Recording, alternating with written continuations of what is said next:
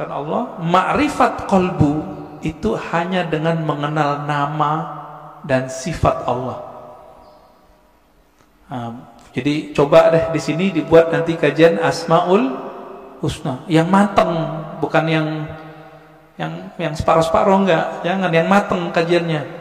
Gurunya ahli zikir, bersanad zikirnya kepada Rasulullah. Insya Allah Pak enak ngajinya, kan banyak nih. Carilah ya, semoga ketemu nanti. Asma sifat. Nah, ma'rifatus sifat itu masih bagian dari kolbu, paling dalam. Dia udah masuk ke dalam sirnya kolbu. Kan kolbu ini dia ada bagian-bagiannya, Pak.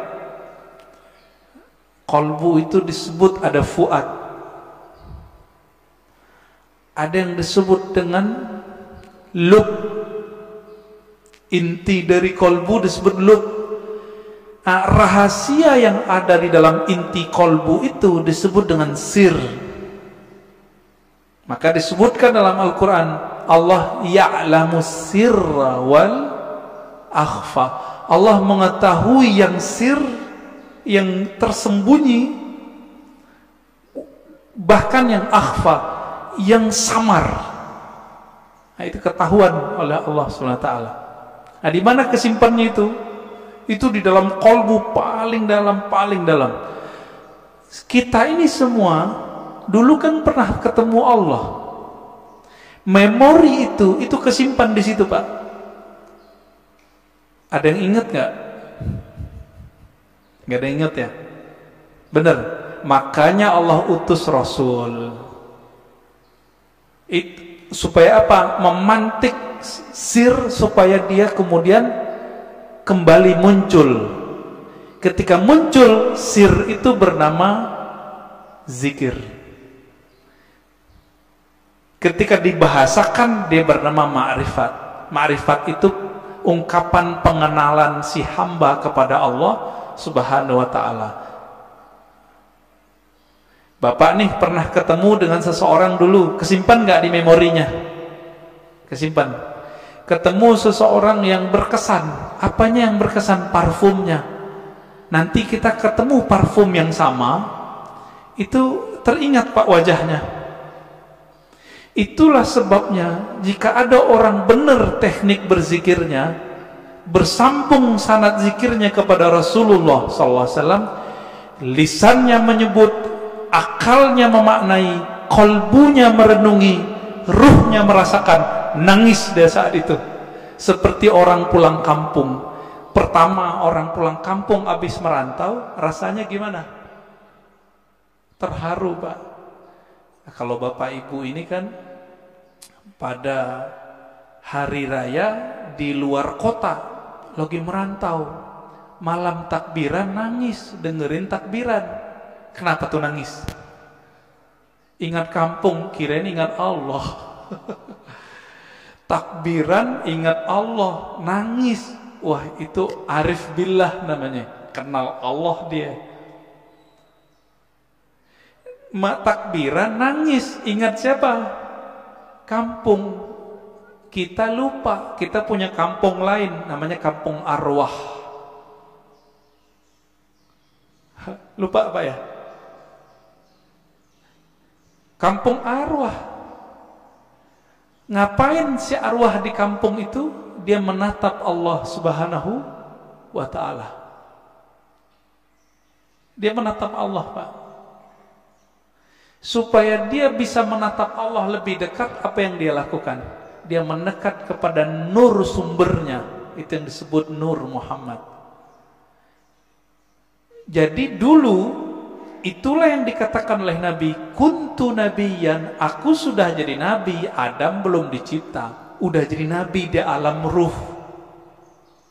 Makanya roh-roh itu mendekat semua kepada Rasulullah supaya bisa tetap dekat memandang Allah Subhanahu wa ta'ala. Itu, Pak, maknanya.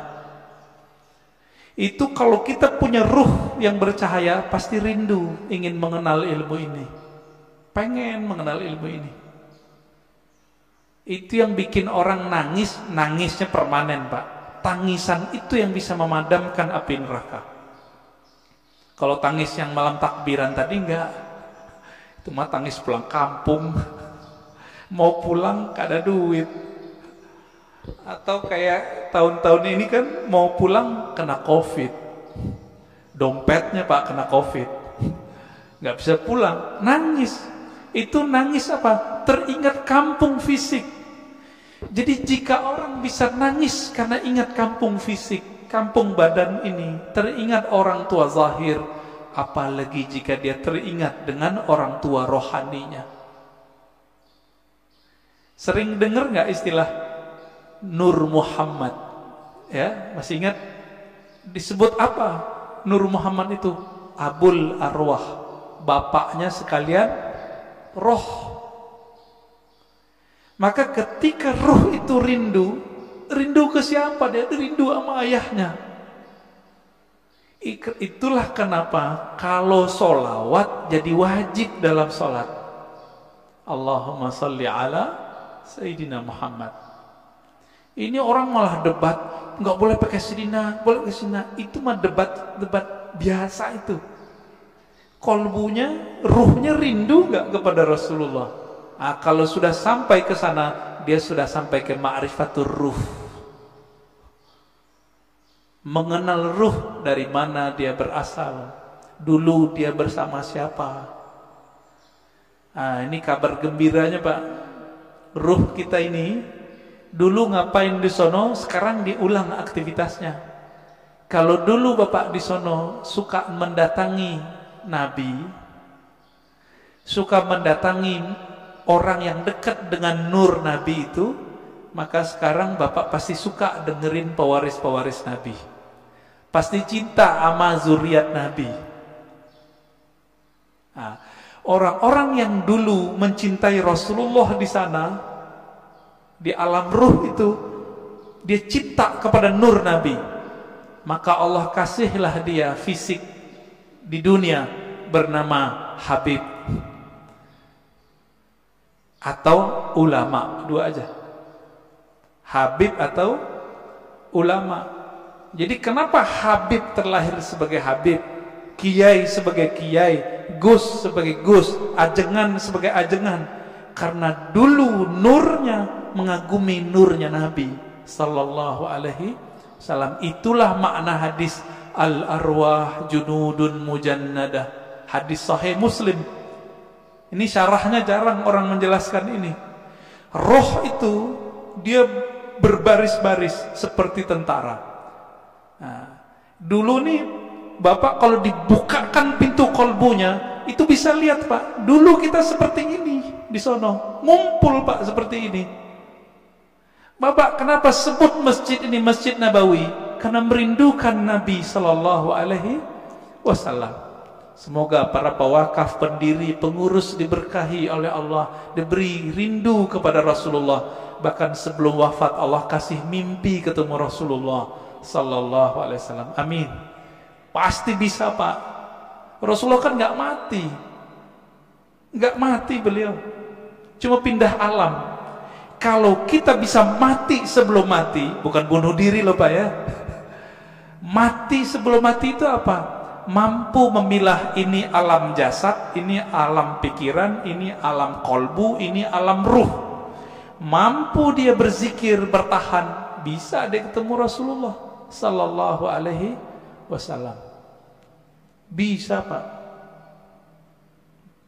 Dulu Sayyid Muhammad Alawi Al-Maliki kalau mau ngapa-ngapain, itu nanya sama muridnya, masih hidup, saya nggak usah sebut namanya, kalau disebut ntar nah jadi orang mengkultuskan beliau nanti. Orang kita Pak, Jawa Tengah kalau nggak salah ya, Kiai Fulan, bertanya ke beliau, bocah ya waladi, kira-kira begitu ya, anakku, coba tanya ke Nabi, saya mau melakukan ini, beliau restu nggak? Itu yang minta siapa? Sayyid Muhammad, keturunan Rasulullah Sallallahu Alaihi Wasallam, hafal banyak hadis. Muridnya pakar mimpi ketemu Rasulullah, karena sholawat gak berhenti beliau, sholawat aja terus. Maka Bapak Ibu saudara makan Allah, jika ingin bertemu Rasulullah, sholawat terus. Terus itu apa ujungnya? Ujungnya mati. Jadi kalau belum mati jangan berhenti. Dijamin Pak, pasti. Kenapa? Hadis jaminannya jelas. Man shalla alaiya sallallahu alaihi asyara marat. Yang salawat kepadaku, Allah salawat kepadanya 10 kali. Saya mau tanya nih, ini 10 kali menurut kita atau menurut Allah? Coba lihat bahasa Arabnya. Sallallahu alaihi. Allah bersolawat kepadanya 10 kali. Berarti menurut Allah atau menurut kita? Kita ini Pak, cukup dapat 1 salawat dari Allah, pasti masuk surga. Salawat disertai rahmat, masuk surga. Kalau 10 ketemu Rasulullah Sallallahu Alaihi Wasallam, ketemu Rasulullah pasti. Maka Nabi mengatakan, ini garansi Rasulullah, orang yang paling dekat kepadaku nanti siapa? Aksaruhum salatan, yang paling banyak bersolawat kepadaku. Inilah media kalau mau ketemu Rasulullah. Bisa. Siapa yang bilang gak bisa ya? Nabi mengatakan nanti di akhir zaman ada Dajjal. Seandainya aku hidup saat itu, akulah hajijun alaikum, akulah pembela kalian. Secara fisik Nabi nggak ada Pak, tapi kan pewarisnya ada. Pewarisnya itulah disebut Al-Imam Al-Mahdi. Imam Mahdi, apa kata beliau? Namanya seperti namaku. Nama dalam bahasa Arab ismun. Ismun artinya tingkatan dan kemuliaan, bahkan ilmu. Itu artinya. Bukan Muhammad bin Abdullah. Muhammad bin Abdullah mah banyak habaib namanya dari dulu Muhammad bin Abdullah, tapi bukan Imam Mahdi. Ya. Ini sekarang banyak yang kajian akhir zaman tapi terjebak pada riwayat ahli hadis fisik, tidak mempertimbangkan ahli rohani. Nah, ini kesalahan besar kajian akhir zaman hari ini. Akhirnya yang terjadi cocok logi. Kita berterima kasih, syukron ya, terima kasih para asatis akhir zaman. Antum telah membuat kita aware, sadar mengenai hadis akhir zaman. Cuma kadang nggak cocok. Hidungnya lurus gitu ya. Itu mah ciri fisik habaib, rata-rata begitu hidungnya. Ya. Bukan itu kalau mengenal Rasul. Rasul itu kolbunya yang mau dilihat. Berarti ini yang disebut ismun tadi. Ya. Maka yang keempat itu Bapak serahkan Allah. Siapa yang mengenal ruhnya, maka dia mengenal Allah secara hakiki. Dia mengenal Rasulullah secara hakiki. Nah, semoga kita sampai nih yang ke ini nih, keempat. Mengenal ruh, walaupun sedikit menurut Allah itu kan banyak bagi kita. Setetes saja Allah beri, itu udah lautan bagi kita. Ya. Nah, caranya banyak-banyak aja Pak, sholawat. Bapak ini kan mohon maaf ya, pemalas cari guru, maunya didatangin guru mulu, ya enggak? Carilah guru yang bisa mengajarkan zikir Pak Rifatullah. Nanti diajarin Pak cara berselancar kepada Allah. Tapi kalau masih males, udah sholawat aja dulu. Nah, nanti sholawat ini nurnya akan membimbing kita, insya Allah ya. Jadi lebih kurang makna ringkas dari man arafa nafsahu faqad arafa rabbahu, 4 level ini ya. Tinggal dilihat kita bagian yang mana ya. Semoga kajian ini bermanfaat. Silakan kalau ada tanya jawab ya.